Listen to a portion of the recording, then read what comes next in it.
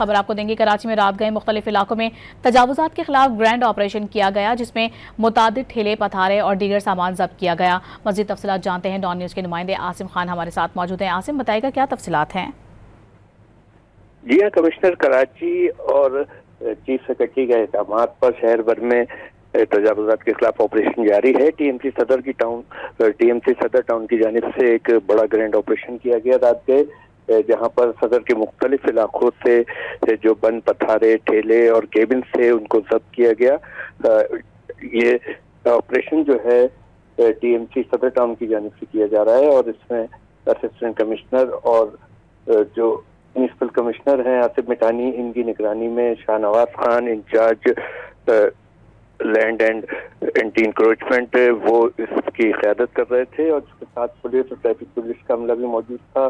सदर रीगल चौक, Dawoodpura road, empress market और दीगर इलाकों से मुतादिद तजावुजात का जो है वो खात्मा किया गया है, जिसमें ठेले, पथारे और केबिन जब्त किए गए हैं और इसी तरह के ऑपरेशन शहर भर में जारी हैं। बहुत शुक्रिया आपका आसिम।